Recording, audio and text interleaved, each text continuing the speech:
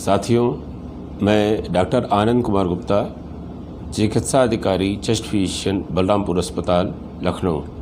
मैं आज आपसे कोरोना में होम आइसोलेशन के बारे में आपसे कुछ चर्चा करूंगा। साथियों, जैसा आपको पता ही है कि केस हमारे देश में और उत्तर प्रदेश में दोनों में बढ़ते जा रहे हैं। उसके दो बड़े कारण हैं।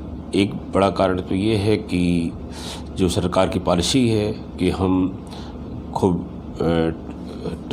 टेस्ट करा करके खूब केस पॉजिटिव ढूंढ करके उनको जो है आइसोलेट करके आगे इन्फेक्शन के संक्रमण की दर को रोक दें, और उससे जो कांटेक्ट की ट्रेस करके उनकी भी टेस्ट करा करके उनको रोक दें, और जितनी जल्दी हो उनको अगर ट्रीटमेंट की ज़रूरत है तो उनको ट्रीटमेंट कर दें ताकि कोई डेथ रेट ना बढ़े।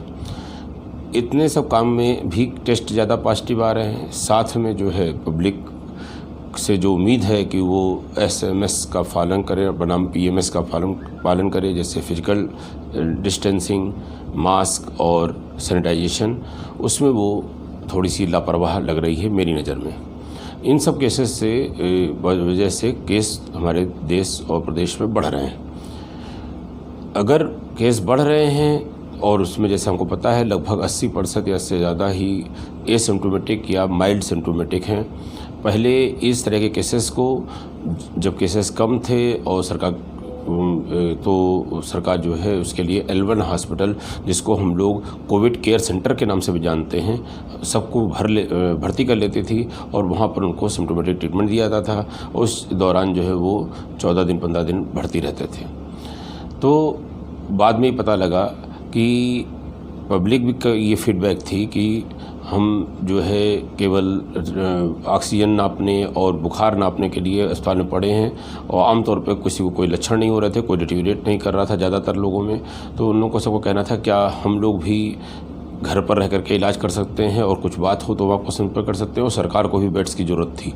तो इसको लेकर करके 2 जुलाई को केंद्र सरकार ने और फिर 20 जुलाई को प्रदेश सरकार ने होम आइसोलेशन की कुछ गाइडलाइंस बनाई और उसको जो है पालन किया, ताकि जो माइल्ड सिम्प्टोमेटिक हैं, अर्थात जिनको थोड़ा बुखार आ रहा है, गले में खराश है, छोटी मोटी खांसी है, या लॉस ऑफ स्मेल या लॉस ऑफ कहते हैं कि टेस्ट है, स्वाद का और गंध का अभाव हो रहा है, इतने छोटे छोटे लक्षण हैं और कोई इसको सांस नहीं फूल रही या कोई और जटिल समस्या नहीं लग रही है, तो वो घर पर रह करके वॉच करे, जैसा उसको इंस्ट्रक्ट किया जाए, और वो कोई बात हो तो बतला दे, ताकि तब उसको अस्पताल में भेजा जा सके, ताकि वो जो बिस्तर L1 हॉस्पिटल के रूप में फंसे थे वो L2 और L3 की मरीजों की के रूप में काम आ जाए। तो इसको लेकर के जो कॉन्सेप्ट आया, वो कॉन्सेप्ट ये आया कि ऐसे जितने मरीज हैं जब वो पॉजिटिव आएंगे और पोर्टल पे उनकी जानकारी जो सरकार ने इंटीग्रेटेड कोविड केयर की खोली है, तो उस कोविड केयर सेंटर की वहाँ से कॉल सेंटर से फ़ोन आएगा कि आप पॉजिटिव निकली है रिपोर्ट, और कहते हैं कि आपकी तबीयत कैसी है, और उनसे जो है कुछ जानकारियाँ ली जाएंगी, जिसके आधार पर उस इलाके में काम करने वाले स्वास्थ्यकर्मी को फॉलोअप दिया जाएगा कि ये जो है होम क्वारंटाइन के लिए उपयुक्त हैं और इनको आप जाकर के इनके केयर करिए। फिर वो जाकर के उसको फिजिकल वेरिफिकेशन करेंगे, उनको इंस्ट्रक्शंस देंगे, और कहते हैं कि उनको दवाइयाँ भी उपलब्ध कराएंगे जैसे उनकी ज़रूरत की होगी। इसके बाद जो सुबह शाम उनकी मॉनिटरिंग होगी, और जैसे अगर लक्षण डिटीरिएट करेंगे, जो उनको रेड फ्लैग साइंस बताए जाएंगे, वो अगर उनको निकल के आते हैं स्वास्थ्यकर्मी को सूचना देंगे, और उसके बाद उनको तुरंत L2 या L3 के हॉस्पिटल में शिफ्ट कर दिया जाएगा। अगर वो ठीक हो जाते हैं तो अच्छा ही अच्छा है। तो क्या करना होगा, जो कहते कौन मरीज नहीं आ सकते हैं होम आइसोलेशन के क्राइटेरिया में? कौन नहीं आ सकते हैं? जिनके घर में एक्स्ट्रा रूम ना हो, जिनके घर में लेटरिन ना हो, या उनकी केयर टेकर के रूप में कोई व्यक्ति ना हो, उनको होम आइसोलेशन के लिए अलाउ नहीं किया जाएगा। ऐसे व्यक्ति जो HIV पॉजिटिव हों, या कैंसर के पेशेंट हों, या अंग इनका रीनल ट्रांसप्लांट या ऐसा कोई अंग का ट्रांसप्लांट हुआ हो, या इस तरह किसी अन्य इम्यूनोडिफिशियेंसी स्टेट के मरीज हों, तो उनको भी होम आइसोलेशन नहीं अलाउ किया जाएगा। और 60 साल से ऊपर वो जो उनके पास कोमॉर्बिडिटी है, मतलब यानी कि डायबिटीज़ है, ब्लड प्रेशर है, गुर्दे की बीमारी है, इत्यादि इत्यादि, तो इन ऐसे किसी भी मरीज को असेस किया जाएगा और उसमें कुछ को ज़रूर अलाउ किया जाएगा जिनके ब्लड प्रेशर, डायबिटीज़, किडनी बीमारियाँ, केयर टेकर सब अच्छे हैं। और अगर कहते हैं कि इसमें कोई त्रुटि है तो मेडिकल अफसर उसको रोक सकता है कि आपको हॉस्पिटल एडमिट करना पड़ेगा। क्या करना होगा अगर होम आइसोलेशन के लिए मरीज जाता है, तो उसको क्या क्या काम घर पे करना होगा। काम ये करना होगा कि उसे घर में लेटरिन बाथरूम होगी सेपरेट, उसमें सेपरेट रहेगा, और उसको उचित तरीके से मास्क 3 लेयर्ड मास्क पहनना पड़ेगा और हर 8 घंटे पे बदलना पड़ेगा। मास्क को इधर उधर नहीं फेंकना है। मास्क को हमेशा डिस्कार्ड करने के पहले 1% सोडियम हाइपोक्लोराइट सोल्यूशन में लगभग आधे घंटे के लिए पड़े रहने देना होगा, बाद में सोख काट कर डिस्कार्ड कर देना होगा। आपके पास थर्मामीटर होगा जिसमें आप टेम्परेचर रीडिंग करेंगे कि बुखार आने तो नहीं लगा या आ रहा है तो बढ़ रहा है, घट रहा है, जो भी है। और आपको पल्स ऑक्सीमीटर रखना होगा। पल्स ऑक्सीमीटर से आपको अपनी ऑक्सीजन नापनी चाहिए कि हमारी 95 से ऊपर रहे। घटते ही आपको तुरंत अपने स्वास्थ्यकर्मी को बतलाना होगा। आपके पास स्मार्टफोन होना चाहिए जिसमें आरोग्य सेतु ऐप डाउनलोड हो और एक आइसोलेशन ऐप होता है वो डाउनलोड हो, और दोनों ही ऑन कंडीशन में हों और ब्लूटूथ ऑन हो, ताकि आप अपनी कंडीशन उसके अंदर अपडेट करते रहें। आइसोलेशन ऐप से अपने सेंटर को अपडेट करते रहें कि आपकी स्थिति क्या है, और उससे जो है आपसे जो स्वास्थ्यकर्मी होंगे उसके फ़ोन नंबर पे या व्हाट्सएप नंबर पे आपके कांटेक्ट होता रहेगा और वो आपसे बात करता रहेगा। आपके जब आप इस तरह से होते हैं तो आपको एक व्हाट्सएप नंबर दिया जाता है जिस पर आप एक एप्लीकेशन शपथ पत्र के रूप में डालते हैं कि हाँ, हमको बताए गए इंस्ट्रक्शंस पूरी तरह समझ में आ गए हैं और हमारे पास ये सब सीधे मिनिमम रूप में उपलब्ध है, और हम इसकी बात को जब ज़रूरत पड़ेगी तो आपको सूचना देंगे।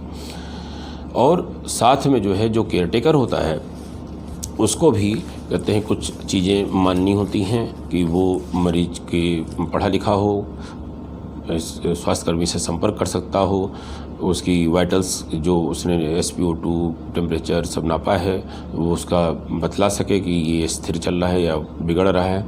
और साथ में कहते हैं कि जो दवाइयाँ बतलाई गई हैं मरीज को लिए वो जो है उसको प्रॉपरली उसको समझ करके उनको खिला सके।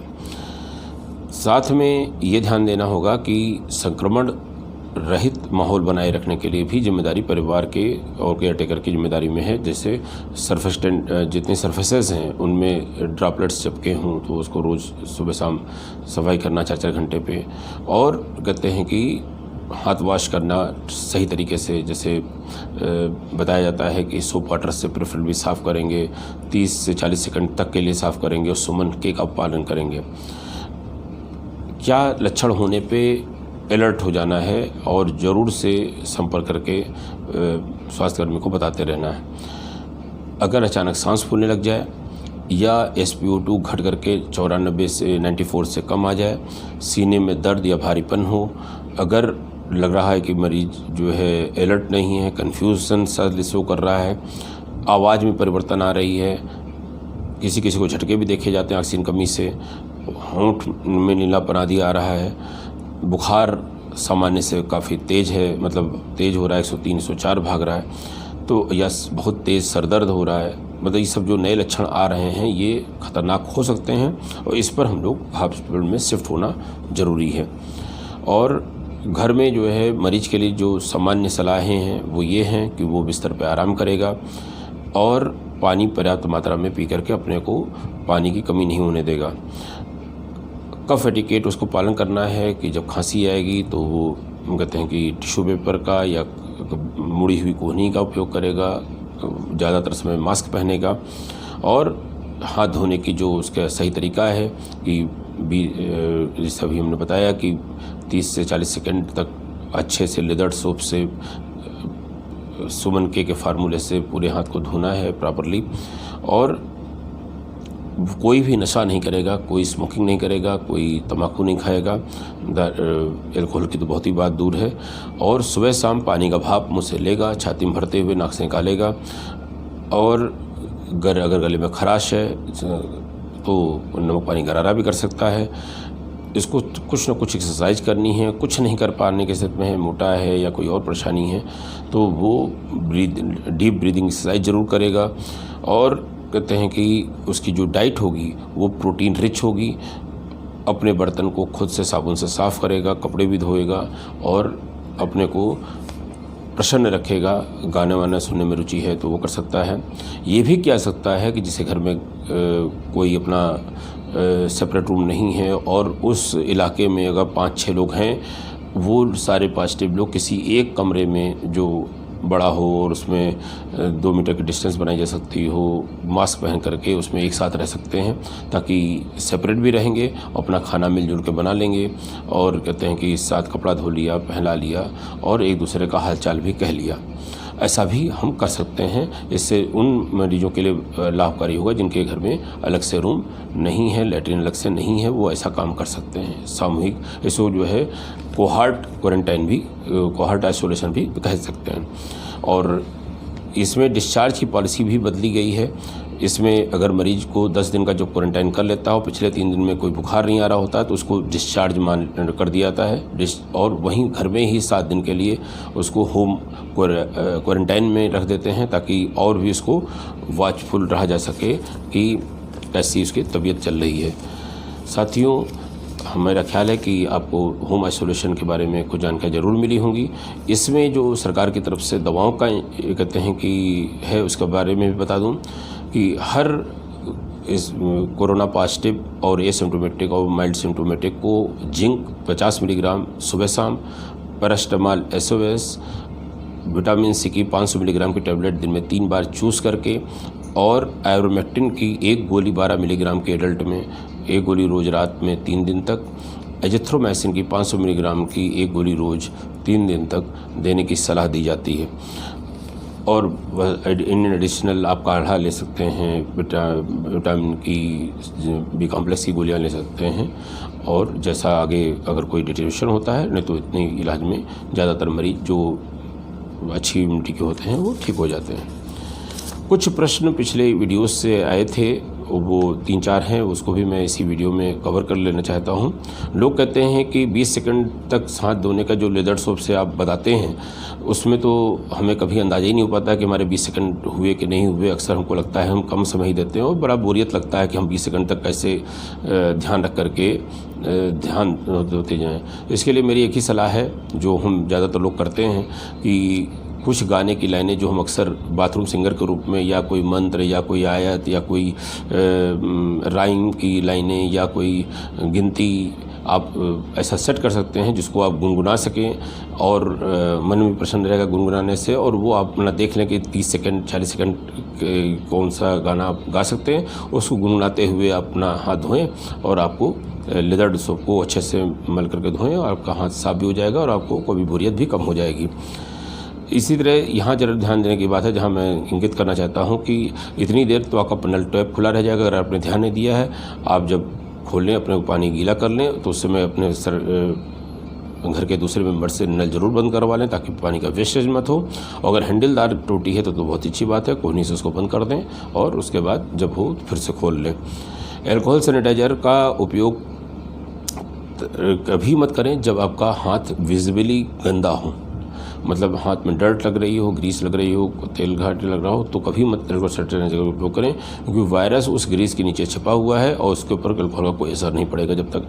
तो उसे जब विजिबली गंदा नहीं है और आपके पास साबुन पानी नहीं है, तभी आप एल्कोहल सैनिटाइजर का उपयोग करें। और बाहर जा कर के, कुछ लोग पूछते हैं कि बाहर जा कर के से जब हम आते हैं तो क्या हमारे लिए हर बार नहाना बहुत ज़रूरी है। उसमें यही सलाह दी जाती है कि यदि आप सोशल डिस्टेंसिंग, मास्क और सैनिटाइजेशन का उपयोग करते हुए ऐसी जगह से वापस आ रहे हैं जहाँ पे आप वो विश्वास है किसी ने हमारे पास में आकर के बिना मास्क के खांसा नहीं है और बहुत पास नहीं आए हैं और ऐसी कोई समस्या नहीं दिख रही है, तो आप केवल आइए और हाथ जूते बाहर उतार दीजिए, हाथ धोइए और कहते हैं कि मुँह हाथ धो लीजिए अच्छे से। उसके बाद आपको कपड़े बदलने की ज़रूरत नहीं है, लेकिन नहाने की ज़रूरत नहीं है। लेकिन अगर कहते हैं कि आपको ज़रा सा भी डाउट है तो अच्छा है कि आप नहा लें सर से लेकर पैर तक अच्छे से लेदर साबुन से। साथियों, यहाँ पर एक जो कोटेशन हमेशा कही जाती है और वो इसे भी इंगित करूँगा किस वजह से मैं कह रहा हूँ, abnormal behaviour in abnormal time is a normal behaviour. जैसे मैंने पिछले वीडियो में कहा था कि आपके खास दोस्त, खास रिश्तेदार, खास कोलीग भी आएँ, सबको आप कोरोना पॉजिटिव मांग करके सबसे उम्मीद करिए कि मास्क पहनना है, तभी वो आपसे बात करें। 2 मीटर 1.5 मीटर की दूरी कम से कम बनाए रखें जहाँ से आवाज़ सुनाई भी दे सके और आपका काम भी चले, और सैनिटाइजेशन तो है ही है। अगर ये नहीं कर सकते तो आप खास साफ मना कर दीजिए, ये भी आपका नॉर्मल बिहेवियर कहलाएगा, क्योंकि ये एबनॉर्मल फेज चल रहा है और सबको इसमें सहयोग करना चाहिए, सबको अपनी जान प्यारी होनी चाहिए, सबको अपने लिए काम करना है। फिर ये आता है कि आजकल बच्चों की पढ़ाई ऑनलाइन चल रही है। साथियों, यहाँ पे एक सलाह मैं देना चाहूँगा कि सबका स्क्रीन टाइम बढ़ गया है, मतलब 2-3 घंटे मिनिमम पढ़ाई चल रही है सबकी ऑनलाइन। तो स्क्रीन टाइम बढ़ जाने से पढ़ाई जो मजबूरी है, तो उन अपने बच्चों को किन्हीं एक्स्ट्रा करिकुलर एक्टिविटी पे जो अदर देन मोबाइल और टीवी हो उसमें लगाइए, क्योंकि आपकी बच्चों की आँखों का बहुत खतरा है। और काढ़े से इतना प्रेम न करें कि आपके पेट में जलन और उसके अल्सर होने की संभावना रहे। ऐसी रिपोर्टें हैं कि लोग काढ़े को अति विश्वास के साथ बार बार कहते हैं कि इतनी बार पी डाले हैं और इतनी मात्रा में पी डाले हैं, बिना अनुपात के पी डाले हैं कि उनके पेट में गैस्ट्राइटिस और यहाँ तक कि खून की उल्टी तक भी हुई है। ऐसी रिपोर्टें आई। तो काढ़ा अच्छी चीज़ है, लेकिन उस अनुपात में लीजिए और उसको दवा के रूप में ही उपयोग करिए, रोटी दाल चावल की तरह उपयोग मत करिए। और एक आखिरी बात, इम्यूनिटी के ऊपर बहुत लोग पूछते हैं कि क्या करें कि इम्यूनिटी बढ़ जाए, क्या करें इम्यूनिटी बढ़ जाए। साथियों, मैंने पिछले वीडियो में बताया था कि इन्नेट इम्यूनिटी जो आप माँ से अपने दूध के रूप में और अपनी एक्सरसाइज के रूप में, अपनी हेल्दी लाइफस्टाइल के रूप में जो आप प्राप्त करते आए हैं, वो आपकी इन्नेट इम्यूनिटी है जो आपको आने वाले किसी इन्फेक्शन से आपको बचा ले जाती है। ऐसा कुछ भी नहीं है कि आपने कहते कि 2 दिन कुछ कर लेंगे, 10 दिन कुछ कर लेंगे तो आप निर्बल से बली, बली से महाबली बन जाएंगे। बिल्कुल पौष्टिक आहार खाइए, एक्सरसाइज करिए, योग करिए, प्रॉपर निद्रा लीजिए, एक्सरसाइज करिए, सब कुछ करना शुरू कर दीजिए अगर आज तक नहीं किया है। और कर रहे हैं तो अपनी इम्यूनिटी अच्छी रहेगी। लेकिन अगर आपका आज तक आपकी इम्यूनिटी कमज़ोर है तो आगे आपको इस करने से ही कभी न कभी अच्छी होगी। और ये वैसे ही है जैसे आप रोज़ भोजन करते हैं, ऐसे ही आपको रोज़ इम्यूनिटी बूस्टर के रूप में अपने ज़िंदगी में ये अच्छे काम नियमित रूप से करना है। अपनी जो सबसे नियमित काम आप करते हो समझिए उस तरह से आपको ये काम अपनी इम्यूनिटी को बना के लिए करना है। साथियों, मैं इस साथ अपने विचार को विराम देता हूँ। धन्यवाद।